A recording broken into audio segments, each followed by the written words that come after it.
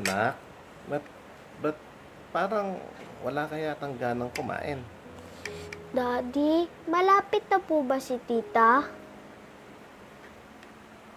Sabi niya anak, mga ganitong oras siya darating. Baka maya-maya lang nandyan na yon. Bakit anak? Ayoko po kasi kay tita, natatakot po ko sa kanya. Bakit naman? Kasi po, ang sungit niya po. Tapos po, naalala ko po, nung buhay pa si Mami, palagi niya po sinisigawan. Ayusin mo naman! Para may pakinabang ka dito sa bahay namin. Ang landi mo kasi, no? Palibhasa, akala mo, kapag nakapangasawa ka ng may edad, gwapo, mayaman, giginhawa na yung buhay mo. Pwes nagkakamali ka kasi nandito ako. Ang landi mo kasi, kaya nagpabuntis kang gaga ka. Oh, ano? Hindi totoo yan, Andy. Oh, ano? Hindi totoo? Kahit malayo ang edad namin ng kuya mo, totoo yung pagmamahal ko sa kanya, tsaka hindi pera lang ang habol ko sa kanya. Talaga? Hindi pera habang mo sa kanya. O sige, so sali ka rito ha? Himurin mo yan ha? Himurin mo yan! Alam mo, welcome ka dito sa bahay na to! Kairita!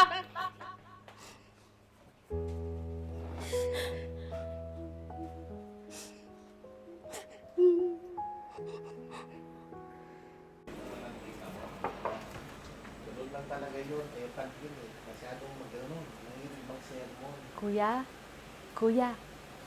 Hi! Uy, hindi ka pa na. Halika. Yes, kuya. Kumakain kami ni sige. Sumusubay ka na sa amin. Pwede naman, kuya. Ano ba naman yung anak mo, kuya? Hindi man lang bumati o dumating yung tita, hindi man lang nag-bless o... Ako pa yung kakausap? O sige, kausapin kita ngayon. O, kumusta school, ha? O, ilan ba honor mo ngayon, ha? Alam mo, tayo, marami tayong honor sa pag-family natin, eh. Oh. Okay lang po. Wala po kasi ako sa... Wala? Kasi po, nag-transfer po ako ng school. Nag-transfer ka ng school, kaya wala kang honor. Ay, grabe naman pala to anak mo, kuya. Bata pa lang, ang dami ng dahilan eh. Di dapat ganon. Kaya transfer, kailangan may honor. Siguro, parehas to sa nanay niya, kuya, no? Walang alam. Andy! Andy! Huwag mo namang bastusin yung alaala ng asawa ko sa harap naming mag-ama. Pasensya ka na, kuya, ha? Kasi, yung anak ko, ang daming honors eh. Best in math, best in English, best in PE. Best of the best sa school nila, laging kinukuha. So, kuya, kung alam, dalhin mo na lang yan sa bahay, ha? Dalhin mo na lang yan para matututo naman, kuya. Kawawa naman eh, parang wala naman nag-aalaga dyan. Eh, alam mo yung anak ko, pwede kayong turuan kasi matalino yun. Dalhin mo na lang! Yun na, Andy. Tama na. Pupuntahan namin yan ang anak ko. Kuya, antayin ko para matuto. Bobo eh. Bastos pa.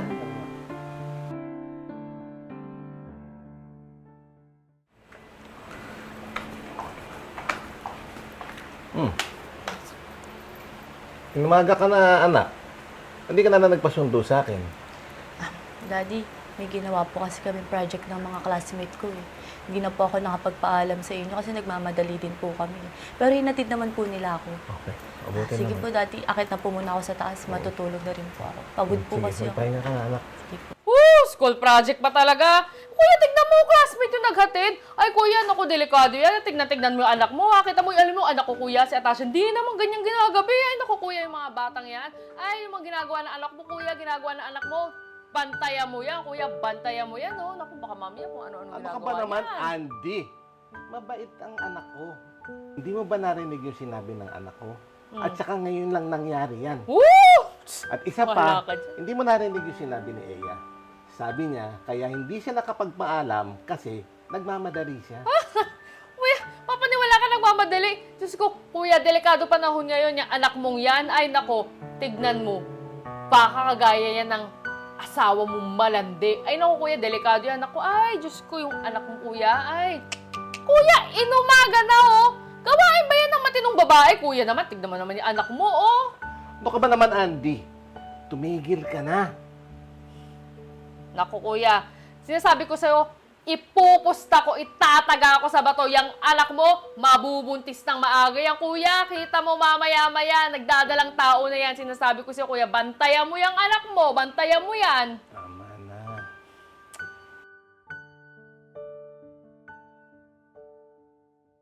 Alam mo anak, gusto ko na sabihin sa'yo, ang saya-saya ko kasi iniwan ka sa akin ng mami mo. Iniwanan niya ako ng isang maganda at matalinong anak. At ngayon, successful ka na sa karir mo. Isa ka ng doktora. Oh, so, may tanong ako sa iyo ha. Huwag kang magagalit sa akin. Kailan mo ba ako bibigyan ng apo? Kailan ka ba mag-aasawa? Ha? Daddy naman eh. Oh. Hindi pa ako ready. Tsaka, hindi pa ako nakakahanap ng lalaking katulad mo. Talaga. Sige, sige. Hintayin ko yan ha. Ay, Kuya Denise, pumunta ako dito, magtatanong lang sana ako kung meron pa kayong extra. Kasi yung anak ko kasi si Atasha, medyo... Pangatlong anak na kasi niya, nasa ospital siya, so manganganak siya ngayon. Medyo kinapos kasi, so... Kailangan daw ng pang-down. Baka meron naman kayo dyan, no? Kahit konti lang, oh. Sige na. Ako, tita, wala din eh. Yung pera ko kasi ginamit ko pang down sa bahay na binili ko. Di naman yung full amount yung hihingin ko. Yung pang-down lang dun sa ospital para, na sila, makapasok na, gano'n. Tapos, maasikaso na ng mga doktor, tsaka ng mga nurse. Tita, wala talaga eh. Gagamitin ko kasi yun eh. Kasi pangarap ni mami yung bahay na yun eh. Kaya doon ko yung magtatayo. Grabe ka naman. Naging doktor ka lang, ang damot mo na. Madamot? Grabe? Talaga ba, tita? Pang ilang pagbubuntis na ulit yan ni Atasha? Pangatlo? Sa lahat ng pagbubuntis ng anak mo, kailan ako hindi nagbigay? Ngayon lang ako humindi. Yung unang pagbubuntis ng anak mo, 16 ako nun. Working student ako. Pero tumulong ako sa inyo, di ba? Yung pangalawa, kakapasok ko pa lang sa trabaho. Bago pa lang ako sa trabaho nun. Pero tinulungan ko pa rin kayo, di ba? Ngayon lang ako humindi. Tapos grabe na agad ako. Nagmamakaawa naman ako. Sige na, kahit konti lang naman. Buhay yung pinag-uusapan dito eh. Buhay. Di ba? Sana maawa naman kayo. Eh, paano kung mamatay yung anak ko sa ospital? Paano kung mamatay yung anak niya? Sige na. Kahit konti lang naman. Di naman yung full. Para makapasok na sila sa ospital. Makaawa naman. Kuya naman oh. Sige na naman. Kahit konti lang. Palibasa kasi, para kang nanay mo. Di ka Ano? Di ako nag-iisip? Yung ba yung gusto mo sabihin, tita? Na hindi ako nag-iisip? Hindi ba talaga ako nag-iisip? O natuto lang ako humindi? Hindi ka ba nahihiya? Yung mga pinagsasabi mo sa akin simula bata ako, nabobo ako, na hindi ako makakagraduate, eh sa akin ka humihingi ng tulong ngayon? Parang awa nyo na, kuya. Buhay yung pinag-uusapan dito eh. Kuya, kawawa naman yung anak ko, kuya, tsaka yung anak niya. Kayo lang yung matatakbuhan ko kasi kayo lang yung pamilya namin eh. Parang awa nyo na kahit isang beses na lang ulit. Para lang masalba sila. Ayoko mawala ng anak tsaka ng apo, kuya. Kuya naman oh. Naiisip mo ba talaga yan? O na-realize mo lahat na nangyayari ngayon sa'yo eh karma yan? Lahat ng sinasabi mo sa akin noon na hindi ako mag-graduate, mabubuntis ako maaga, eh lahat yun nangyayari ngayon sa anak mo. Sorry na.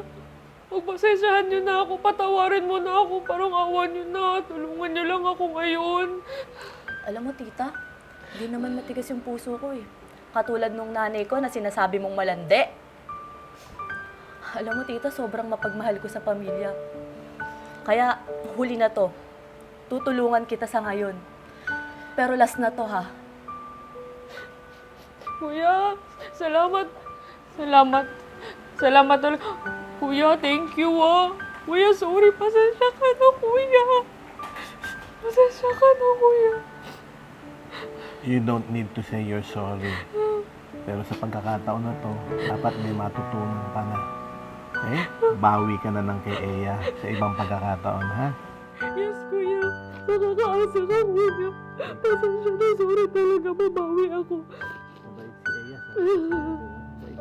Ang bait ni Eya. Pinalaki mo siyang maayos, kuya.